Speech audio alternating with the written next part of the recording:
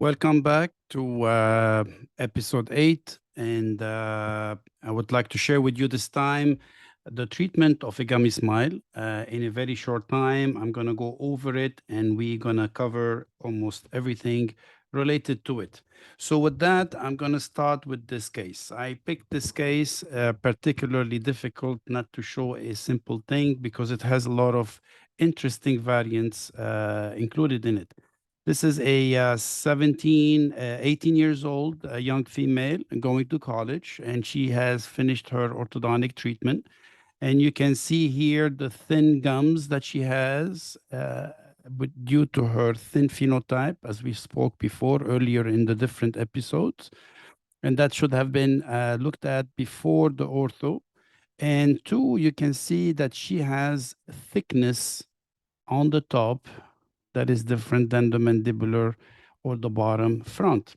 And that's what the interesting in human beings. They are different. We are different in every tooth. It can't be generalized. So that's why the eye has to be very critical when we are assessing this kind of cases. On this case in particular, the more complicated thing about it, it is that she has a wear down and she has some plaque buildup, obviously, wear down of the teeth. As you can see, they are worn down. And let me go back. And now also, you can see that she is very, what we call triangular on the top part. And that is very difficult to fix because the tooth is not square tapered as almost every tooth that we have in the general population. Some people have a multiple facets of a tooth. In this in particular case, and I'm gonna call her for argument Miss Jones. She has a triangular shape on the cervical part that makes it very challenging and very interesting to treat. So having said that, let's look at her side views. You can see here on the opposite than the bottom, she has a thick bone, and we're going to see how we're going to determine that and diagnose it properly. And when we look at the right side, is almost the same thing. This young girl, instead of getting an expansion of her arches, she got actually a retraction. As you can see, the teeth are moved in. That's not for me to discuss. That's an orthodontic thing, but nevertheless, I can tell you this is not great for her in the long run. By restricting her space for the tongue, that will leave her with a restricted airway. So, moving along, we can see here also the occlusal finish of the orthodontic, and you can see what I mean by not perfectly done, and you can see how the teeth are moved in and blocking the space for her tongue. So her tongue is constricted. The only thing it does, it goes back, and that will block the airway. The same thing on the top, you can see instead of having a nice expanded, especially here, you see how they are constricted in. So, nevertheless, the ortho was not done perfectly.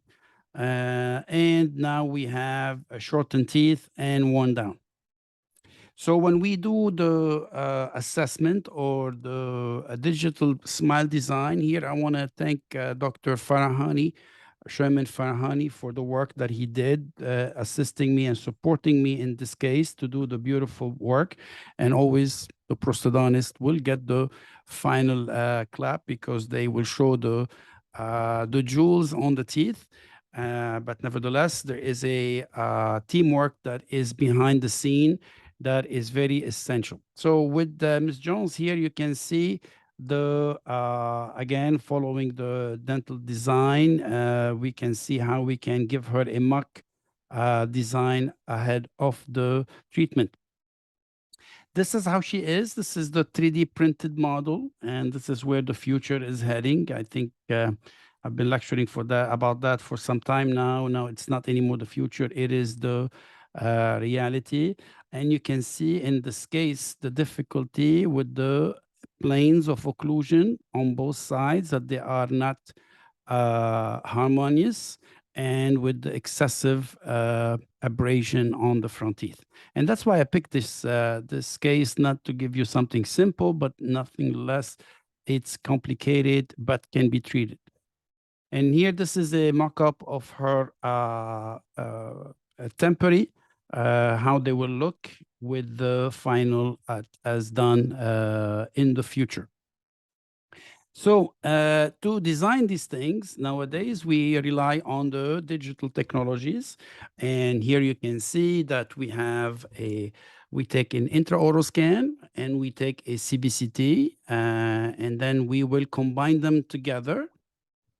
And as you can see here, and then after we combine them, we can export also the bone structure or the jaw, and we can take it to Mesh Mixer. And in Mesh Mixer here, we designed a surgical guide. Now, this can be done also with ExoCAD. Is a different software, and there's so many of them. But nevertheless, here we used a Mesh Mixer, which is a free software online. It's really very smart. It takes a lot to learn it, but it really can help you tremendously. So this is the design of the guide, and you can see the two parts of it. This is the gum part, and that is the bony reduction of 3 mm. So based on that, this is how it will fit over the guide, over the model, on her teeth as they are. And this is how it looks clinically. Now, I want to tell you the guides are overpromised with them. In reality, you will have some issues. They will be very accurate when it comes to the centrals and the laterals, and then they start getting off from the canine and back. And that's why the clinical experience is extremely important in these cases, and understanding the aesthetic design very carefully before relying on these guides. So we go back to the design or the bony structure. And this is very important because now you're going to see, and this is where it makes a huge difference. You have to study the case before going. And then people tell you, well, you can take a small instrument and you can trim the bone from under the gum or use the laser, and somehow the laser will solve all the problems. In reality, always go back to the fundamentals, and the fundamentals never change, and that is true. This is one of my Shairisms, but it is so accurate. So look at here. You can see that the bone on the front of the teeth of the maxillary centrals, and if you are a dentist, the buccal side, you can see it's very thin. And I put the blue line to show you the bone level from the gingival margin. So here the bony reduction is very limited, but what I want you to pay attention is at the same level, but now back posterior, you can see the bone is very, very thick, exactly how I said, distal to the canine all the way to the back. And this is why the rebound of these cases is extremely high. Take a look now when we get a little bit fancy in animation, and you can see the bone on the premolars. Look how thick it is. And it is almost at the CEJ. So this is what the beauty of having all of this information ahead of time. Now, people will argue this is too much radiation, but at the end of the day, you want to treat those patients, and you want to treat them accurately and efficiently, because it's a surgery. This is not a joke. So you're not going to do it twice and 3 times. And the cost for the patient becomes bigger, and for you as a practitioner, and annoying for the patients. So with that, we start using the laser first, and we will trim the margins exactly where we want them. And you can see here, I put the pencil to identify the posterior part, because now I'm going to open a flap on the posteriors, and that will be my guide for the reduction of the bone. And just not to be too much of showing pictures with blood, because this is open for the public. You can see now the lines, and you can see now the bone thickness and the bone difference between the line and the future. So now we can go and we can start the reduction. And after we finish the reduction, we suture the flap with a apically repositioning suture on the buckle to move them to the new levels that we want. And that is the final result after everything was done. Now, when we look at how she was and how she ended, you can see this is a tremendous advantage for the patient with a very challenging phenotype and shape of the teeth. I want you to remember this is a very, very challenging shape of the teeth. It could have been, again, I am going to invite Dr. Farahani. He will talk more about it and the challenges from a prosthetic point of view in regard to the opening the bite, how to fix it, also how to expand the ridge as he did. And that I will leave it to him to talk about the minutia of aesthetics. And I will be interviewing few of my colleagues on top of Dr. Farahani in that subject. And this way will give an idea for the listener and for the providers that want to see how we do things between me and my colleagues that I work with them. It will be great and will be very beneficial for everybody. So I hope that you enjoyed this case. I don't want to dwell too long on it more, but this is a very important thing that you're going to see that a case of gummy smile treatment, it's not as easy as people will say.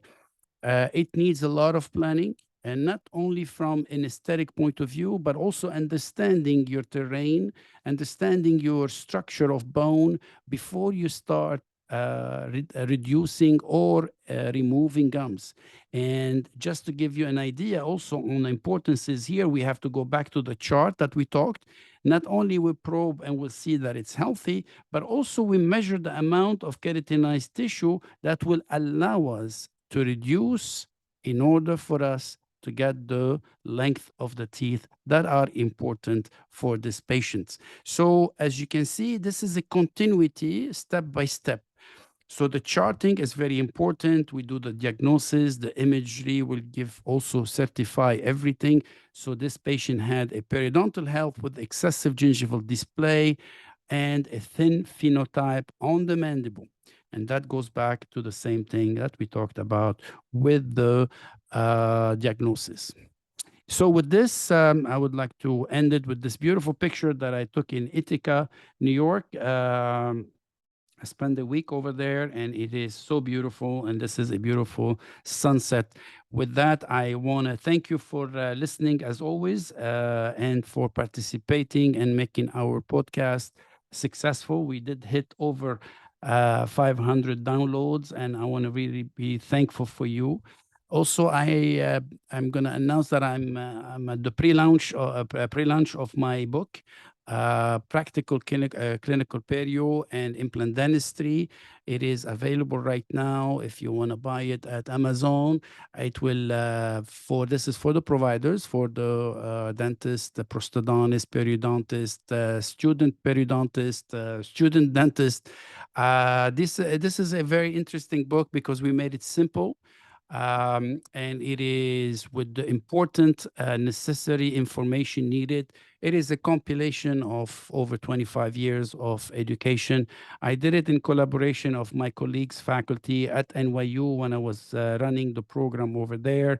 It was a great collaboration, and I hope you will buy it and you will be finding it interesting. With that, I want to thank you for coming to the and attending this podcast. And I look forward to work with you and to give you more information in the near future. Thank you.